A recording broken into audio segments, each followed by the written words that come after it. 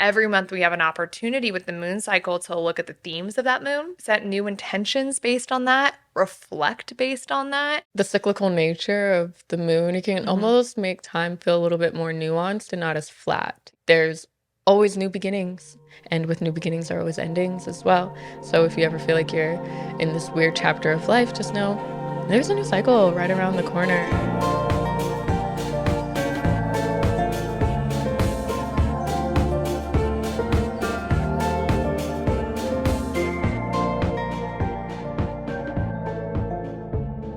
Welcome, everyone. Thanks for being here. My name is Tianee. I'm Taylor. And welcome to Inner Orbit, your tool for navigating the energetic world around you. Recently, we've gone over a lot of changes. Again, the generational planets all changing in 2025, how to read these transits and how they impact your natal chart.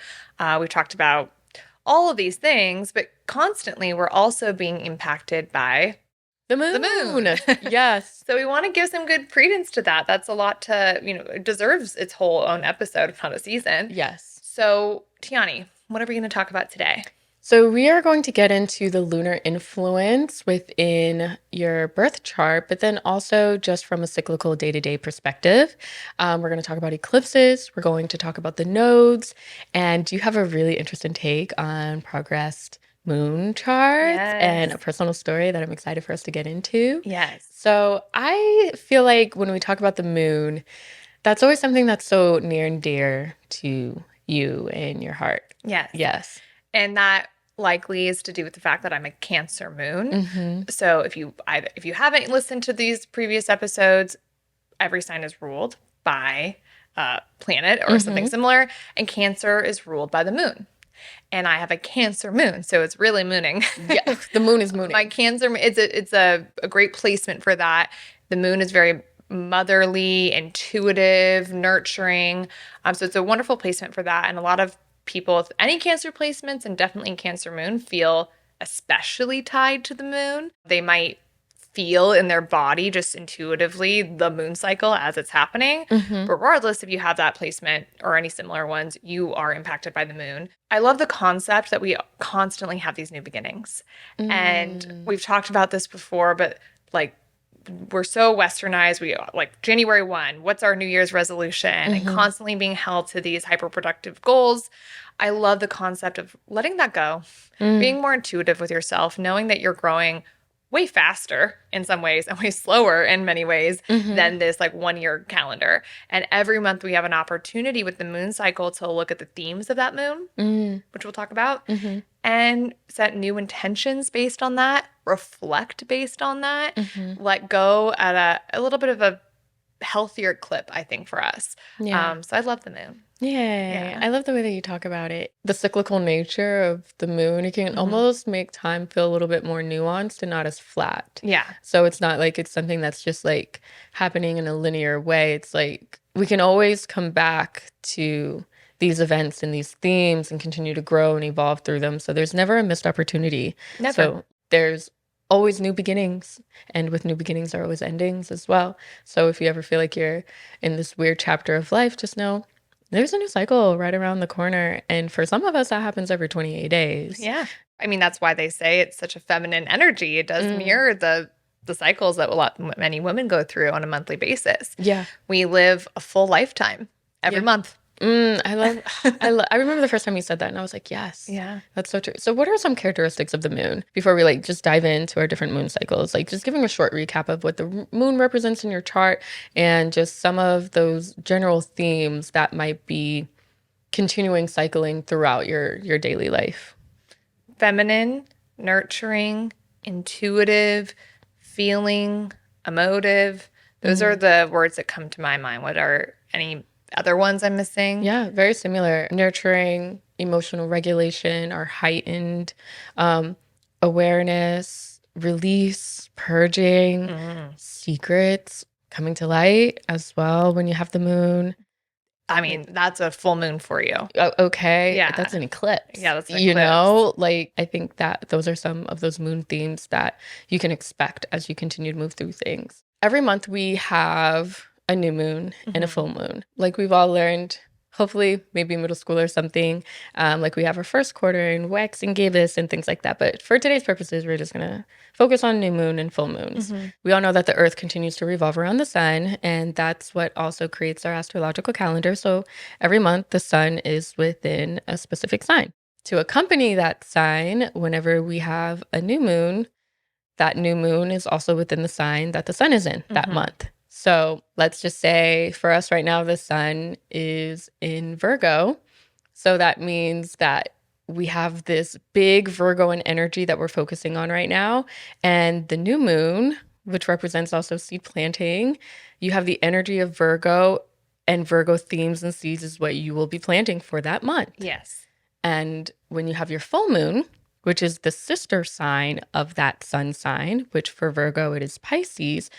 When you have your full moon, those are things that you should be letting go. So then during the full moon, you'll be letting go of these other qualities opposite the sign of the current sun and moon sign. And so I think that order is just kind of supportive, to be honest, and like really beautiful. If you need to re-listen to that, slow it down, rewind it a little bit.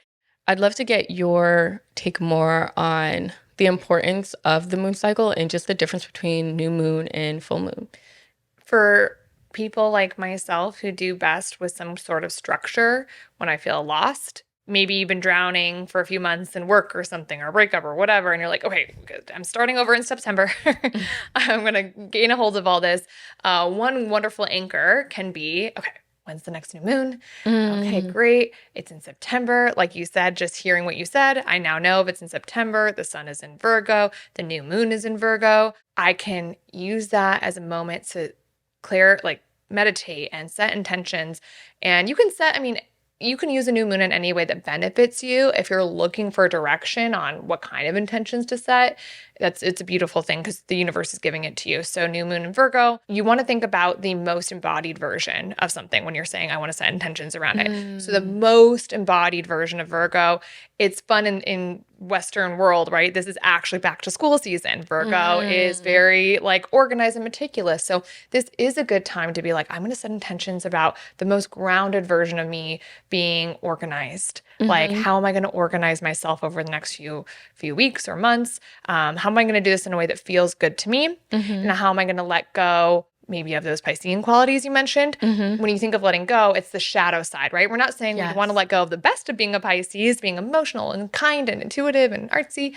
We're letting go of maybe, lack of boundaries or gossip or whatever we've talked about when we talked about the shadow side. So that's the direction the universe is giving you. Anything that's going on in your life, like you use that. You can let go of whatever you'd like and set intentions around whatever you'd like, but there's signs happening that give you some direction. And additionally, so there's kind of this like everyone can set intentions around Virgo new moon themes, letting go Pisces full moon themes. But then of course you can always make this even more nuanced and personal to you. Like how might you do that, Tianee? Pretty similar to what you were describing, just like during new moon phases, knowing that wherever the sign is within your birth chart, look at the house that sign is directly in, because then that'll tell you where you'll be seeing the most activated energy there. So like if it's in your ninth house, know that there's potential. And if you're planning like a long overseas trip, know that there's potential for that to present itself. There might be an opportunity for that, or you might meet a mentor or a scholar, or you might get some publication with the moon affecting that ninth house. In a sign such as like Virgo, if that's something that's affecting your ninth house, maybe you're doing a little bit more writing, or you're doing a little bit more daily life and routine planning. Maybe you also get a tiny pet that you have to travel overseas to go grab and get, essentially. Maybe. A favorite thing of mine to say is with Virgo and energy, don't micromanage people. Get a pet, essentially. So maybe that's a theme that's going on during a transit such as that. And so what's so beautiful about lunar cycles and the way that they work is that there's this like sacred order and rhythm to the universe that you can kind of get in sync with, where you don't always have to be planning out your next step just so loosely without knowing what to do essentially. Like there's always these hints and pointers about where you should be directing your energy because the energy is there anyways. Yeah. And so with these lunar cycles, again, going from new moon to full moon, knowing that, hey, the sun sign is already activating this energy there. So when we're planting seeds, the sun is helping you plant those seeds. And how does the sun even work? Like it offers warmth to the vegetation that you're planting. So just know that you're planting seeds in good soil. And then you go over to your full moon. What's so interesting about having the sister sign full moon during that same exact month is you're getting another opportunity to release things and energies that did not work for you 6 months prior. And so, like, you find that there's this pattern with the way that the universe works that's so efficient that almost takes the human error out of humanity in a sense. A beautiful thing about working with your lunar cycle is not working against your own rhythms in a sense. And so that's kind of just my take on that whole thing. Gorgeous summary. I love that Yeah. so much.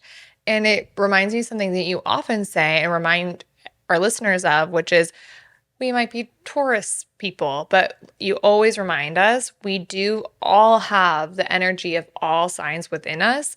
And the moon cycle is another way that kind of reinforces that. We're always reinforcing aspects of Virgo, but then letting it go 6 months later. We're reinforcing aspects of Pisces that are serving us well and letting go of the ones that don't later. So just another way we embody all these energies and we get the opportunity to cement and embolden the ones that are doing us well and doing the world well, and we constantly have opportunities to let go of what doesn't. Yeah. This all sounds so beautiful, and I feel like the way you just talked about it was so gorgeous.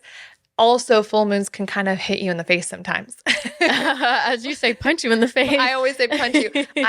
Being a Cancer moon and feeling tied to the moon, again, it's not something I always knew, or I think I felt it and didn't really know what I was feeling. And once I started paying attention to moon cycles, I was like, oh, I really feel the full moon. A lot of times, like, what do people say when they're like, I really felt that? They're like, I didn't sleep very well. Yeah. Maybe you might be a little bit irritable. Your dreams are crazy. Your dreams are kind of nuts. Super, super common, even for people who don't give a flying crap about astrology. They're like, it's a full moon, I don't sleep well. That is like a very, very common thing you'll hear. There's a lot to that, but overall, like, there's this really, really heightened energy, this heightened thing. You said things coming to light. Yeah. When I have been in places in my life, there's a particular summer 2024, I guess just last year, there were certain things that were so on my mind that I knew I needed to let go of. And I was doing that, like, a fun thing that we do, which is like refuse to do that.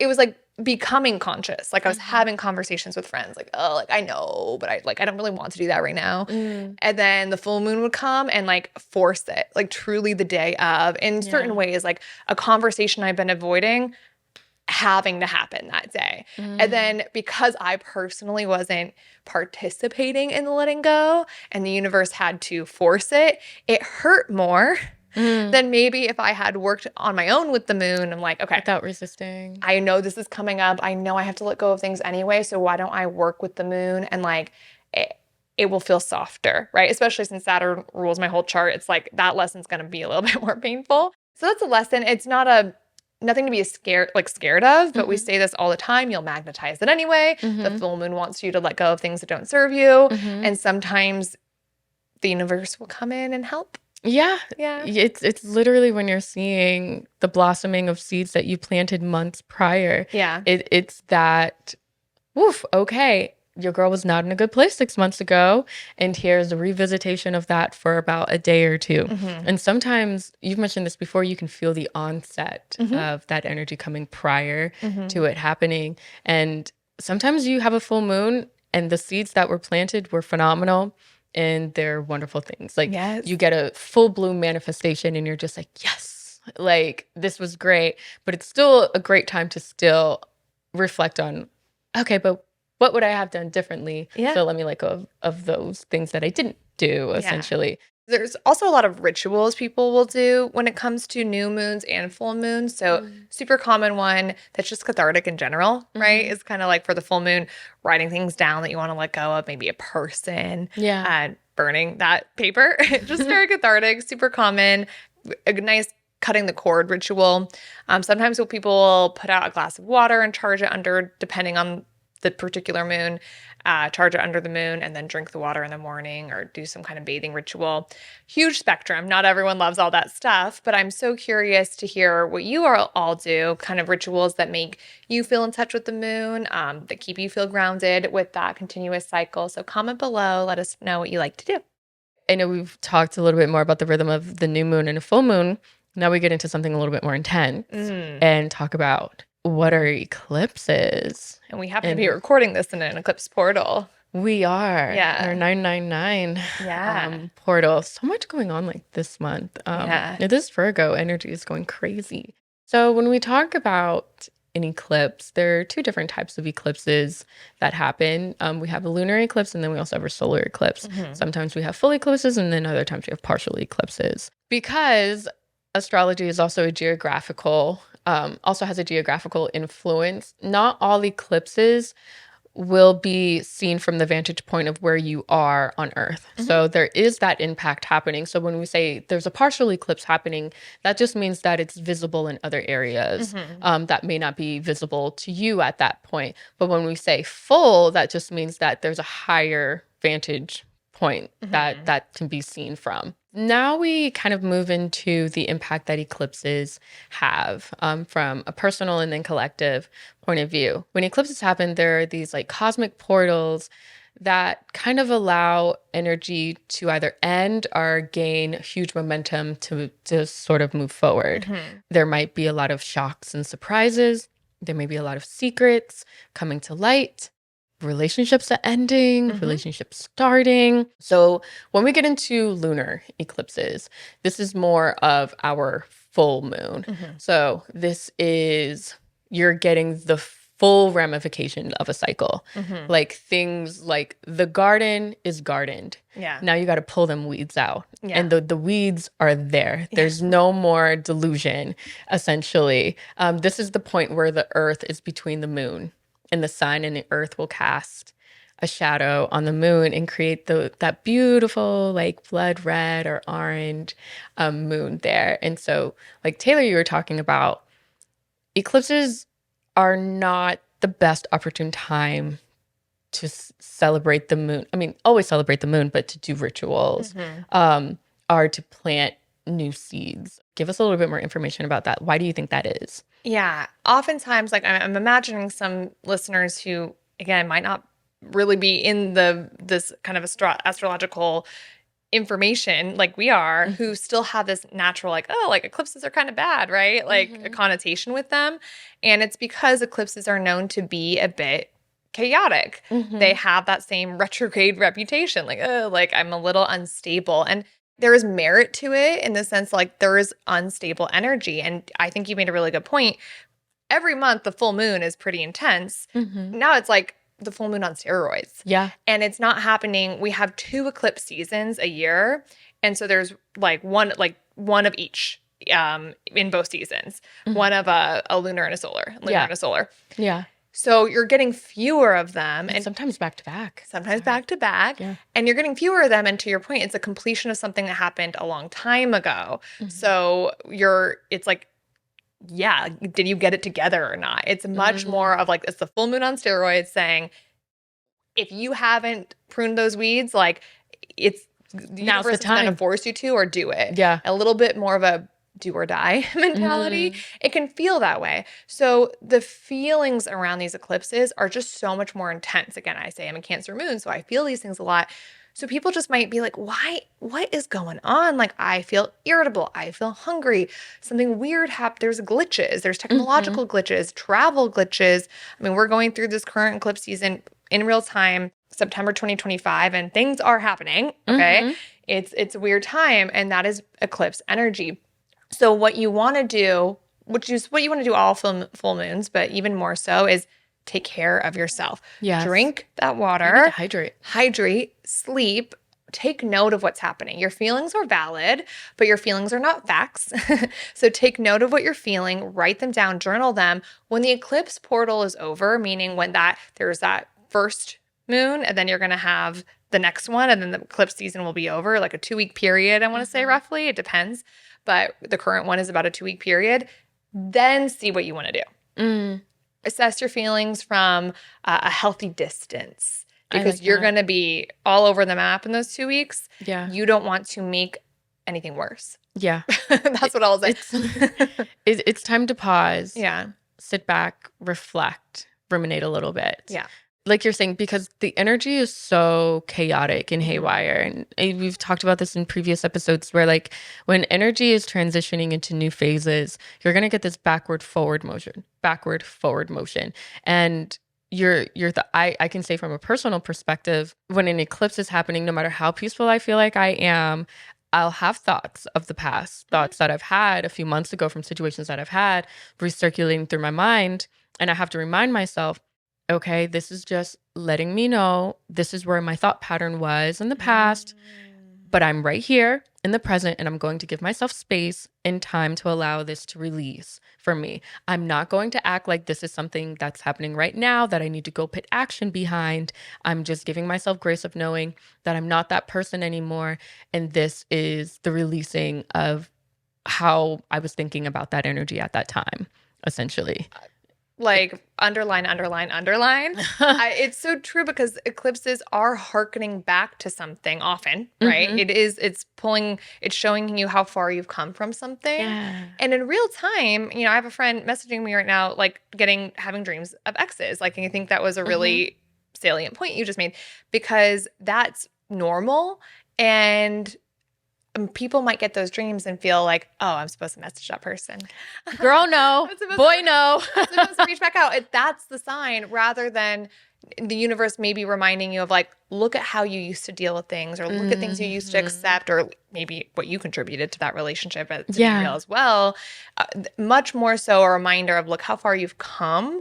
Maybe what could you reintegrate from that former lesson now in your current context. I think that's such a integrated way to look at the nostalgia that's going to be stirred up with a moon season. Yeah. And if anything, like even as you were talking about it, I got this boost of confidence as you were just like having the opportunity to look at how far you've come by having like old repetitive thoughts circling through your mind and knowing like, oh, I used to think that way, but I'm not acting upon it like I used to. Yes. That should build your confidence in knowing, wow, I'm a different person out here in these streets. Like, wow, I've overcome something that crushed me months ago. Yeah. And that will let you know, like, wow, I'm ready for the next cycle. Or like eclipses are like portals for quantum leaping. Like, wow, I'm leaping, or I already took that leap because I'm completely different. I'm in a whole new different reality right now. I just got more excited too. I honestly, eclipses kind of sound scary, but when we continue to talk about it, I'm like, yes. And hence why you don't do anything in that moment, right? Because if you're acting in that exact moment, you're in the middle of whatever thought pattern was looping. You're feeling that same feeling that you used to feel. If you do something right in that moment, you might do what you did before.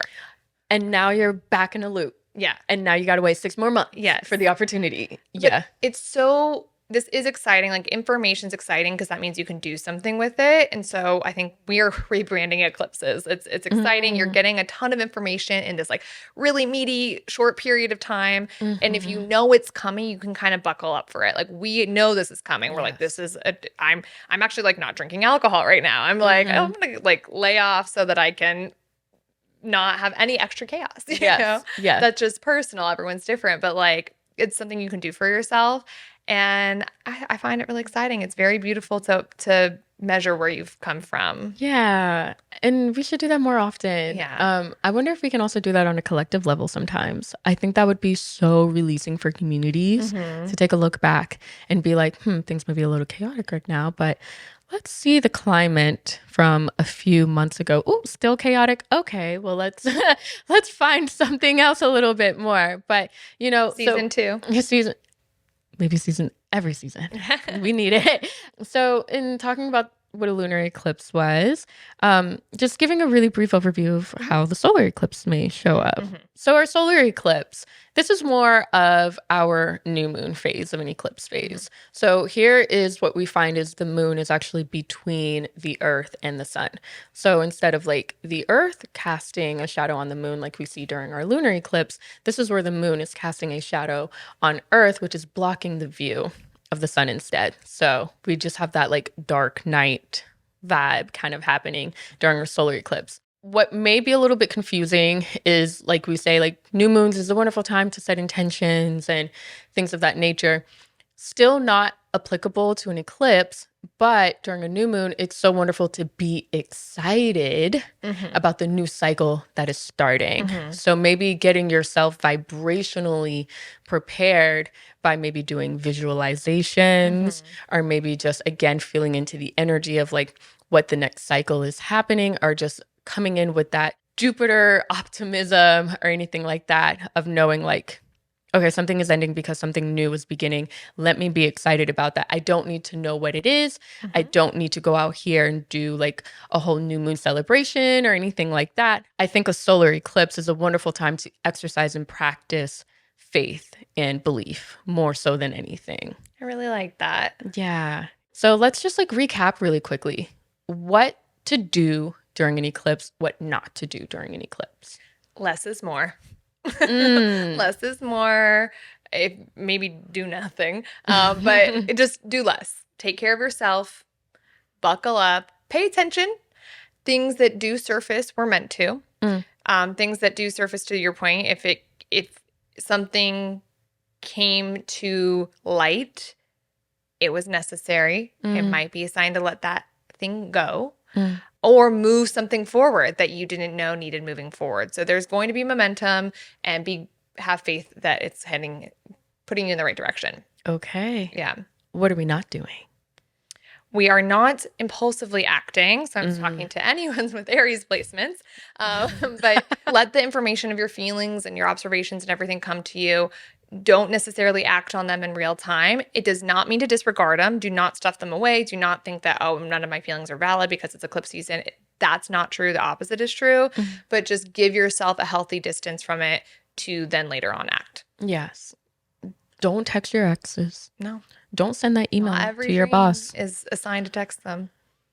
I have to be telling myself that too, you know. Like, you're just working through things subconsciously, girl. Yeah. Like, don't text your exes. Don't send that angry message to your boss. Like, this is like, do nothing. Yeah. If anything, take off a couple of days.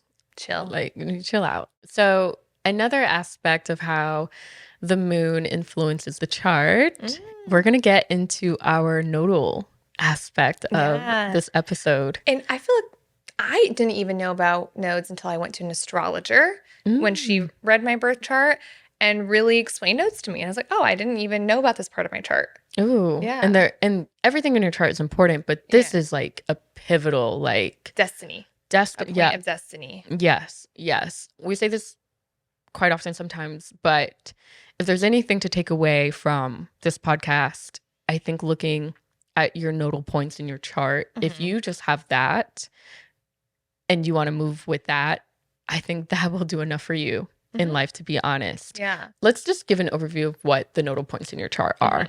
So remembering that these are not planets in the chart, but they are points in the chart where the moon's orbit crosses the sun's path. So these are also personal ecliptic points in the chart. So here we have what we just discussed with lunar and solar eclipses that affect the collective.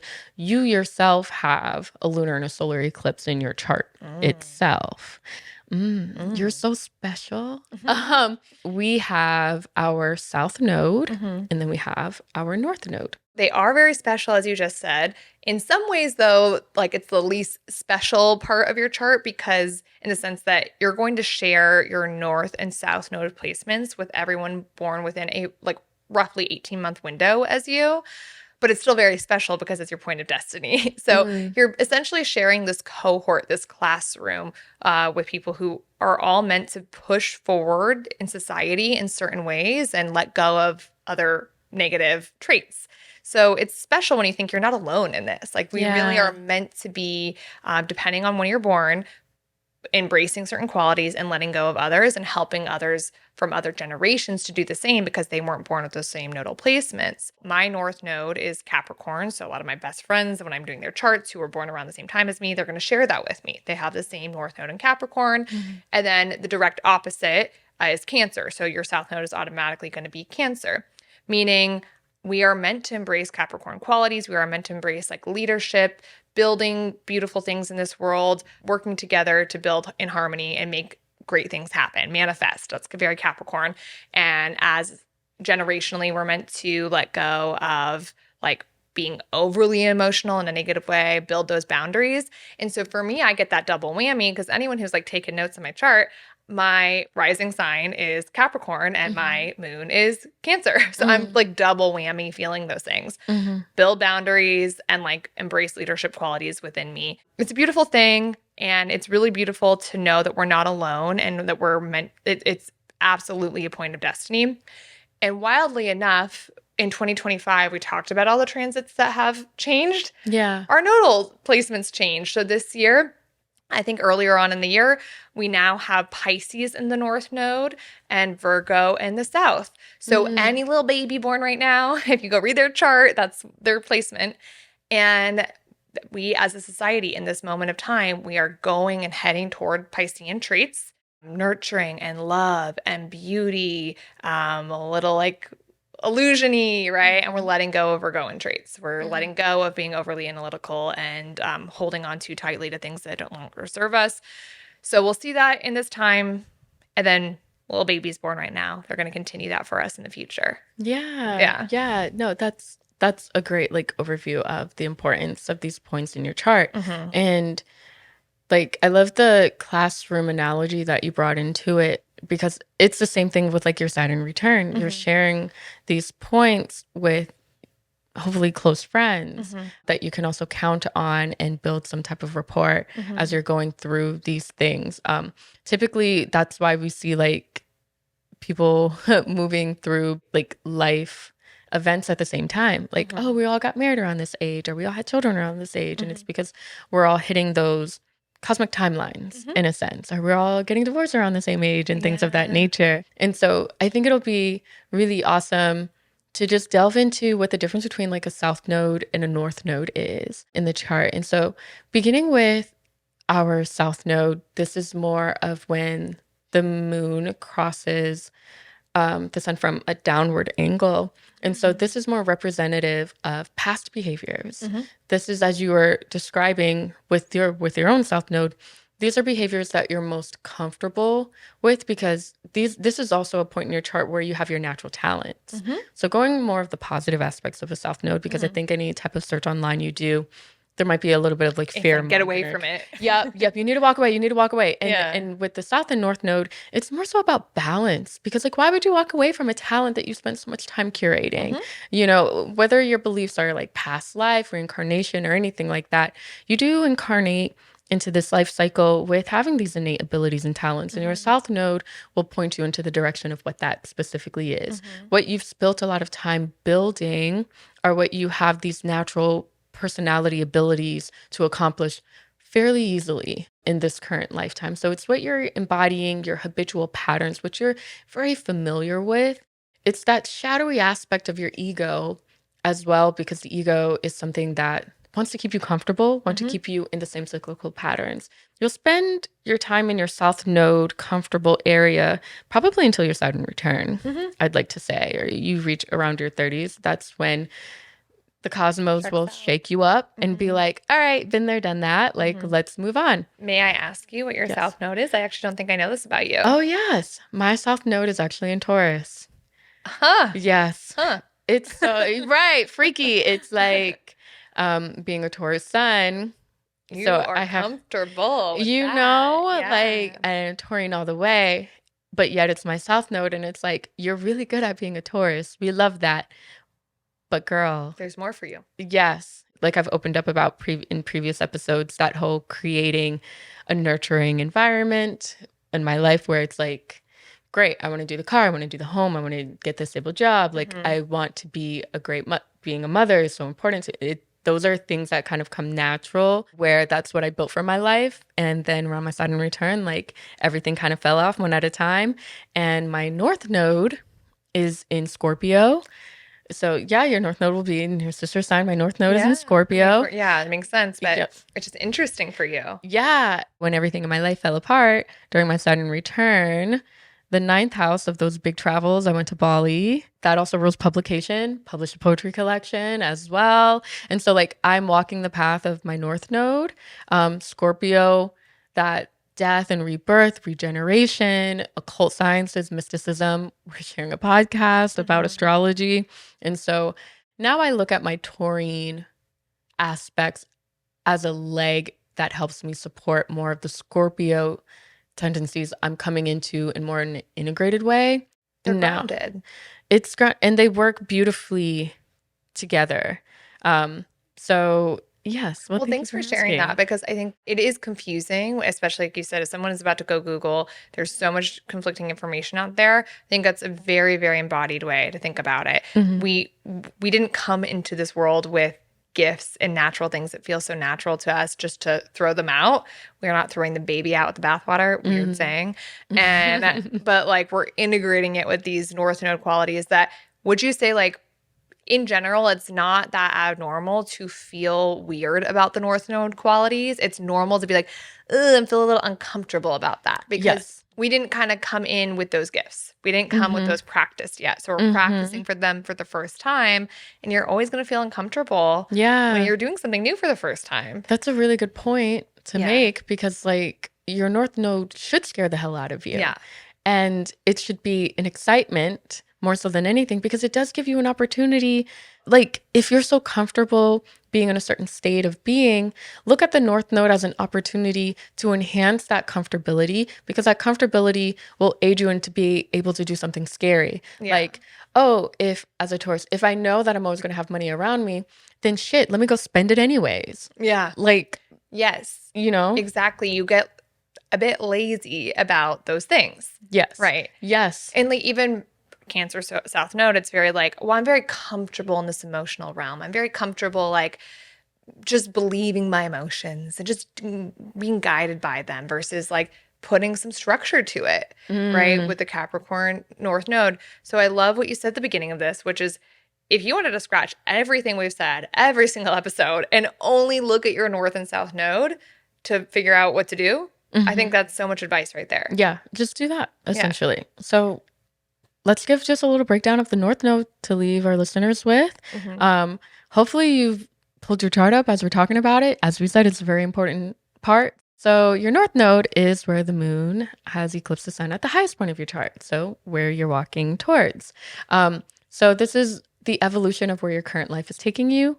It's going to be lessons that you're going to learn in life. You can't run away from your North Node no matter what. And so these are lessons that are going sort of, does it seem like Saturn and the moon may have actually conspired with creating those nodal points in the chart?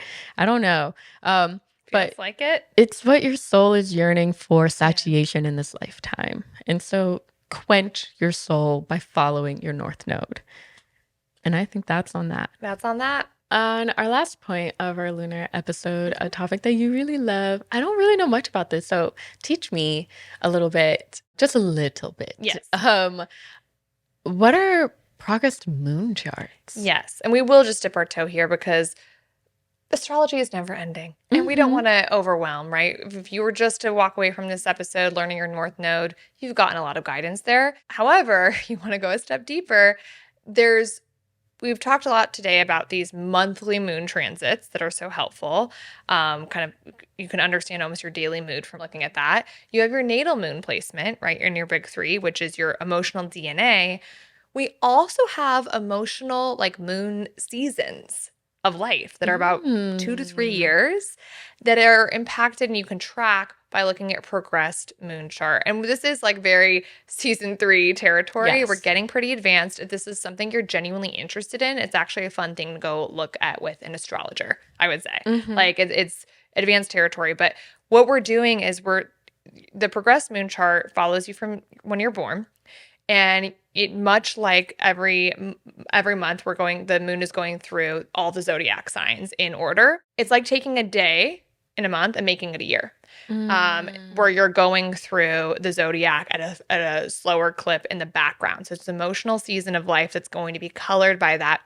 And once again, it's that same theme of we do embody every energy in the zodiac, and we are going to feel the feelings of every energy in the zodiac in our lifetime. The reason I am aware of this is because I had a lovely astrologer who clocked me in to the fact that at this moment in time, I'm going through my Scorpio progressed moon, meaning I'm going through that kind of emotional season.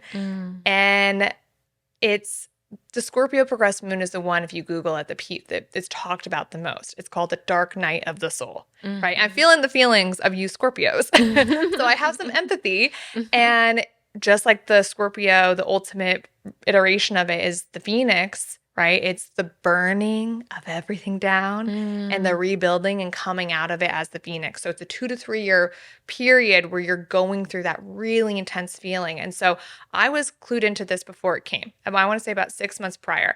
And I was not feeling that way internally at all. Again, I was feeling very, very together. I was feeling very like I have rebuilt my life in a way that why would I burn that down? So when she said, by the way, this is coming, I was like, okay. Like I literally was like, I'm not gonna Can't be. like I'm good. I was like, well, I think I'll like ride that wave really well because like look at me. And I want to say like a couple of weeks before I started to have these feelings like, wow, like I'm kind of rethinking everything. And I'm kind of ready to like abandon it all. Oh, And wow. it's in a slow way, but like there are deep, deep feelings going on that I know ultimately are meant to transform. And I think the reason she clued me into this was because you're going to feel really intense feelings. And a lot of people who didn't, she'll do a lot of work where someone had just gone through it, didn't know about it. And they were like, I wish I knew. Yeah. Like I had all these intense feelings out of nowhere. It felt that way for me. It felt almost out of nowhere. And then I remembered, wait, that must be this Scorpio progressed moon thing going on. So it's exciting because I choose to look at it from an empowered stance that like any rebirth in this moment is meant to happen. It's going to serve you. I have made a lot of changes in this time, as anyone who knows me knows, and I feel that that's very aligned with it. So it's a good thing to know. I also think it's really, really cool that in our lifetime, we do get to have these seasons of empathy for other people, because I have Scorpio friends where prior to this, I might not have understood. Like, I honestly feel like I would be kind of like, why are you so intense?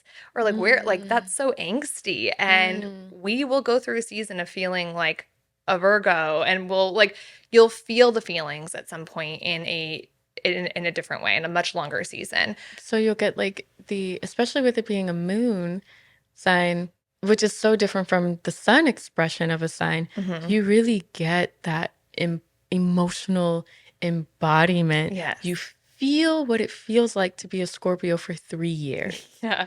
And then when you're talking to your Scorpio friend, you're like, I remember 4 years ago when I was a Scorpio emotionally. Yes. And so now I know why.